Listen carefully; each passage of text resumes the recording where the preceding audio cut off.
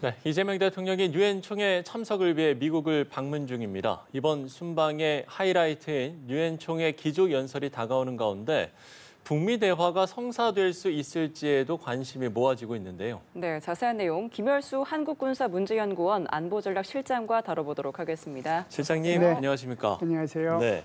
자, 우리 시간으로 오늘 밤 늦게나 아마도 이제 7번째 순서니까 내일 새벽이 될 가능성이 높긴 한데 이재명 대통령이 유엔 총회 기조 연설에 나설 예정입니다. 취임 후 첫 기조 연설인데요. 여기서 과연 외교 정책 어떤 거를 좀 메시지로 던질까요? 예, 현지 시간으로 10시부터 이제 시작을 하니까요. 네. 통상 대통령 한 명당 15분 시간 주어지거든요. 그러면은 7번째면은 대충 뭐 그쪽 현지 시간으로 11시쯤 되지 않겠느냐. 그러면 우리나라 시간으로 오늘 밤 자정 네. 정도가 아마 될 것 같은데요. 크게 세 가지가 핵심이 될 것 같습니다. 하나는 민주 대한민국이 귀환을 알리고 두 번째는 아무래도 이재명 정부가 처음 들어서서 지금 유엔 총회에 참석하는 거잖아요. 네. 그러면은 이재명 정부의 대외 정책이 뭔지 그게 이제 알려야 되는 거거든요. 그렇기 때문에 여기에는 대북 정책을 포함한 대외 정책의 기조가 좀 이렇게 알리려고 하지 않겠는가라고 보고요. 예. 세 번째는 이제 아무래도 인류 공룡에 한국에 기여하는 부분, AI를 포함해서 뭐 평화라든지 개발이라든지 이런 문제에 대해서 말씀하시지 않겠는가 네. 이렇게 생각을 합니다. 예, 페이스메이커를 자처했기 때문에 예. 북한과 그러니까 미국과의 대화의 어떤 재개를 위한 어떤 좀 단초 이런 부분에 대한 언급도 있을까요?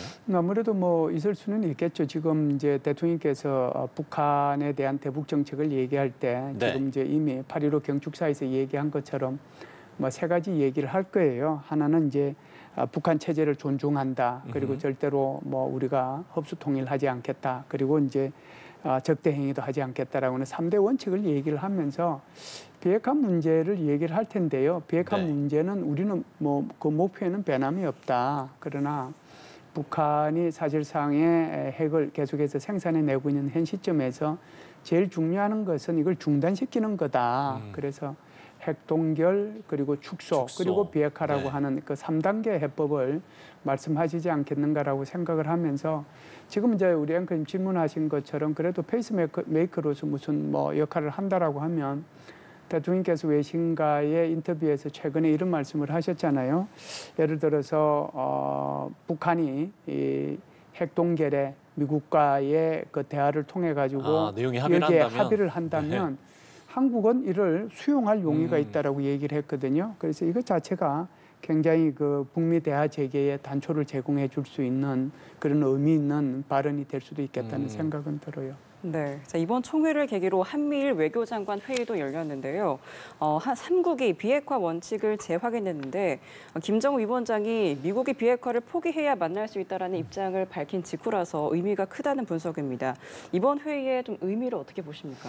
글쎄요, 지금 이제 김정은은 이 얘기를 듣고 맥이 좀 풀렸을 겁니다. 자기는 이제 굉장히 그 최고인민회의 시정연설을 통해 가지고 미국이 비핵화를 털어내면, 그러니까 비핵화에 대해서 더 이상 말하지 않으면은 뭐 대화할 수 있다라고 얘기했는데, 이게 이제 한미일 외교장관 회담을 통해 가지고 비핵화 원칙에는 변함이 없다라고 얘기를 하고, 예. 그리고 나서 이제 대북 억제 택세도 견제한다라고 얘기를 하고, 그것뿐만 아니라 대북 정책에 대해서 한미일이 공조를 철저히 나가겠다 그 소리까지 했거든요.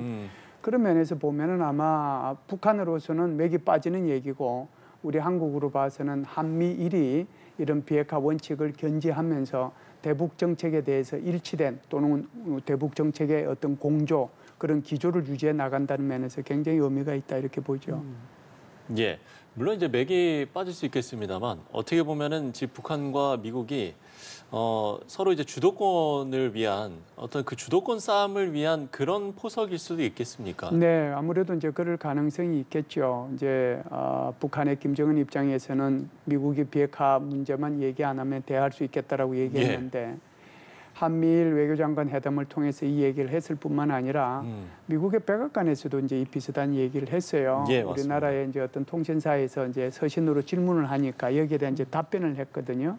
그 답변한 내용을 보면 이게 이제 한반도 비핵화를 얘기한 게 아니고 오히려 북한 비핵화라고 콕 찍어서 이제 얘기를 했단 말이죠. 그래서 북한의 완전한 비핵화를 위해서 우리 김 위원장과 대화하는 데 열려 있다. 이건 이제 미국의 국무부나 백악관에서 계속해서 똑같은 이 레파토리예요. 항상 이제 이 얘기를 하고 있거든요.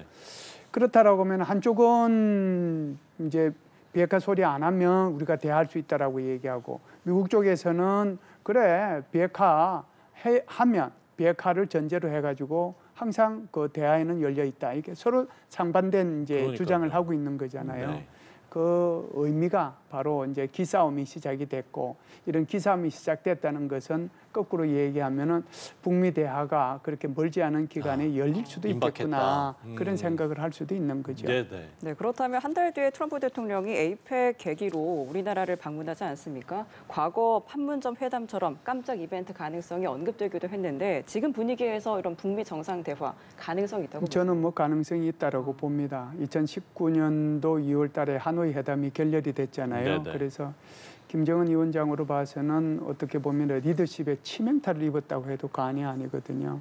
그래서 뭐 거의 한 달 넘게 두문불출했다고 해도 과언이 아닙니다. 그런데 2019년도 6월 달에 일본에서 G20 정상회의가 개최가 됐고, 그 G20 정상회의에 참석했던 트럼프 대통령이 SNS에 글을 올렸어요.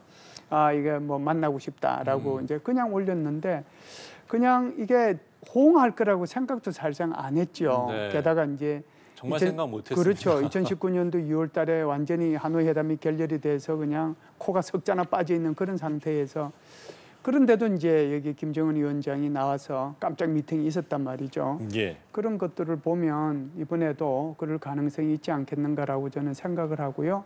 이번에 이제 여기 오게 되면 사실상 이번에 개최되는 에이펙 정상회담이라고 하는 것이 판이 엄청나게 커졌잖아요. 예, 맞습니다. 우선 중국과 미국이 6년 만에 이렇게 정상회담을 하는 것도 엄청나게 이제 큰 판이 이제 펼쳐진 데다가 네. 한국도 미국하고 정상회담하고 또 시진핑 주석은 한국 11년 만에 오기 때문에 한국과 중국하고도 정상회담을 하는 거잖아요. 여기에 또다시 판이 하나 더 커질 수 있는 것이 바로 판문점이나 이런 데서 만일 트럼프 대통령하고 김정은이 만나게 되면 판은 훨씬 더 커지거든요. 그러니까요.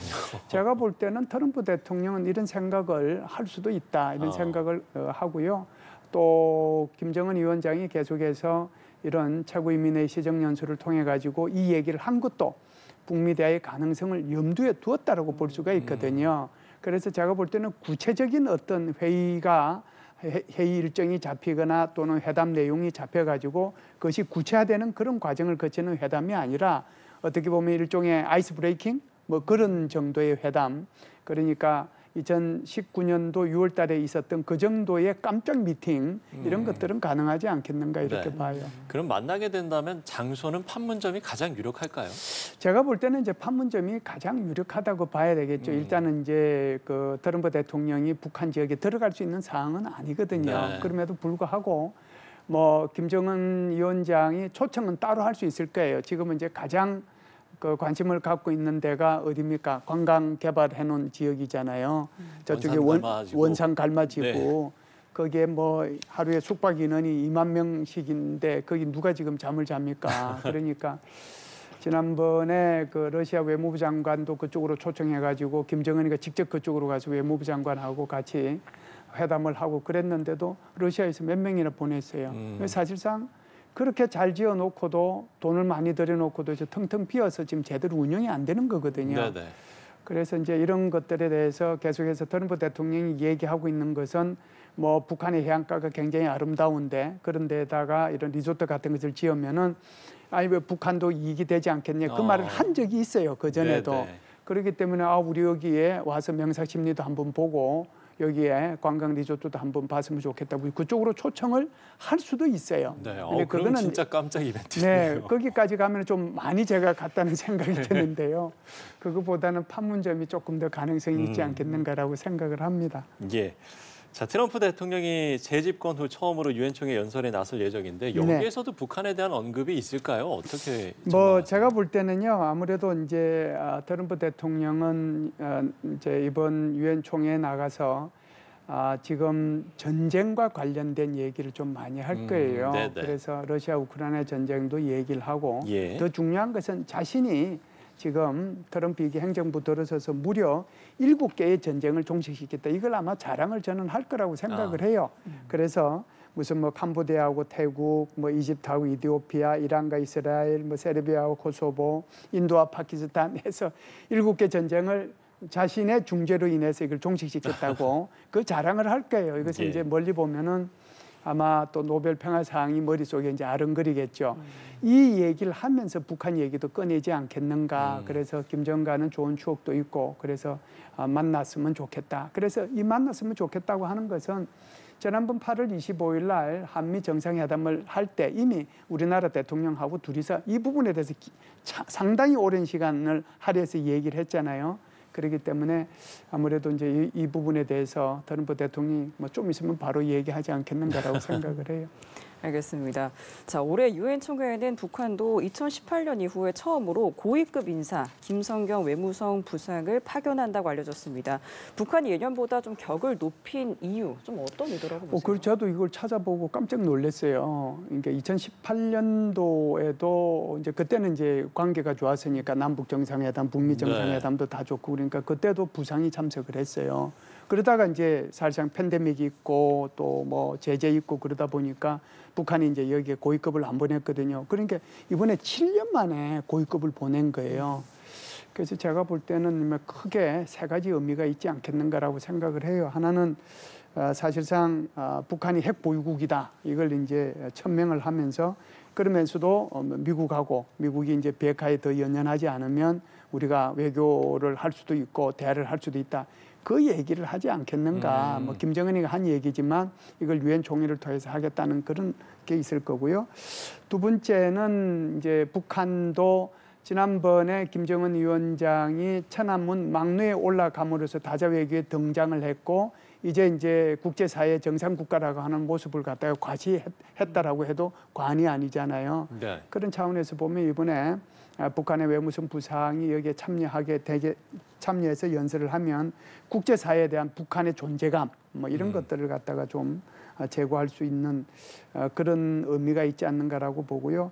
세 번째는 한국에 대한 문제도 얘기할 것 같아요. 그래서 한국에 대해서는 적대적 두 국가론의 연장선상에서 한국하고는 두 개의 별도의 분리된 국가니까 별도의 분리된 국가로서의 북한을 대해달라. 뭐 예를 들면 이런 식의 그런 얘기를 하지 않겠는가. 그래서 크게 세 가지 차원의 그런 의미로 저는 봅니다. 예. 지금 이제 그 부분을 이야기를 해주셨습니다만 김 위원장도 지금 미국에는 물론 이제 조건을 내걸었습니다만 손을 내밀고 있는 상황인데 네.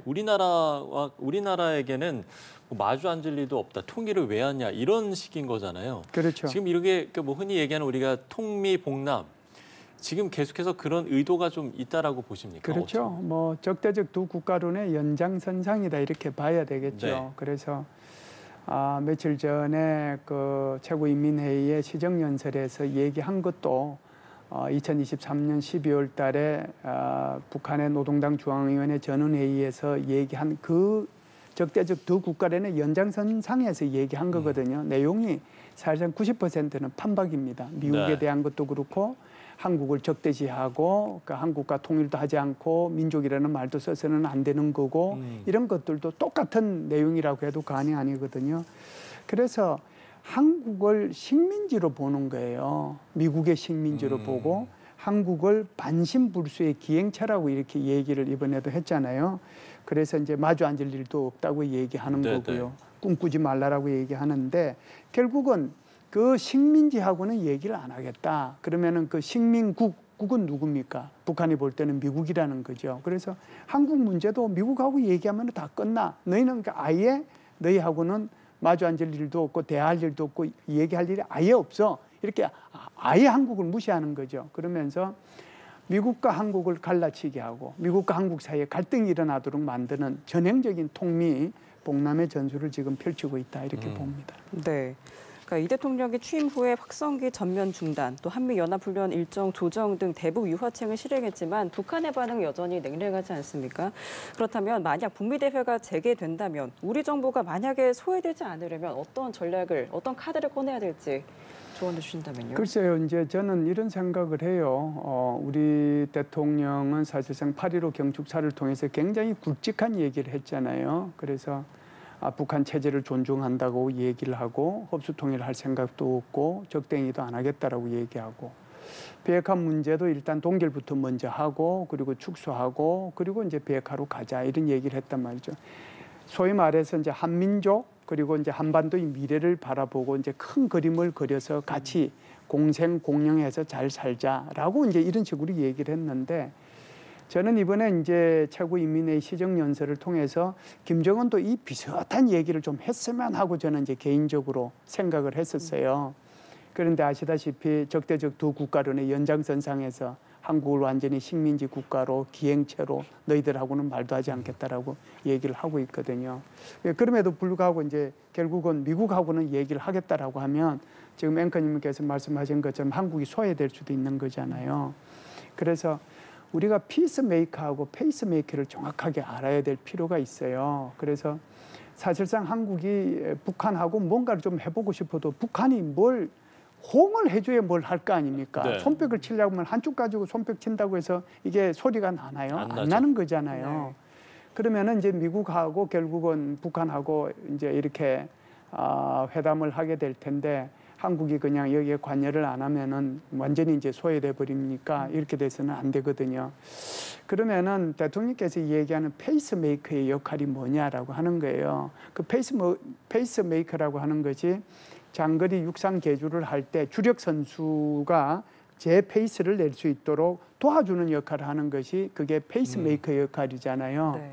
그러면은 페이스메이커하고 여기에 주력으로 달리는 이 선수하고는 평상시에 어떻게 돼야 되겠어요? 굉장히 서로가 의견을 교환을 하고 어느 때 어느 지점에서 뭘 어떻게 해야 되고 사실상 전략에 대한 공조가 있어야 되는 거잖아요. 그렇죠. 이거하고 똑같이 지금 미국과 한국은 이 부분에 대해서 북한하고 대화가 있을 때 이 부분에 대해서 뭘 어떻게 해야 될 것인지 정책에 대해서 전략에 대해서 빈틈없는 공조를 해야 한국이 소외되지 않고 우리의 이익이 투영이 된 북미 대화가 될 수 있을 거다 이렇게 봅니다. 예, 우리의 대응 전략은 어떻게 될지까지 짚어봤습니다. 김열수 한국군사문제연구원 안보전략실장과 함께 이야기 나눠봤습니다. 실장님 오늘 말씀 고맙습니다. 고맙습니다. 감사합니다.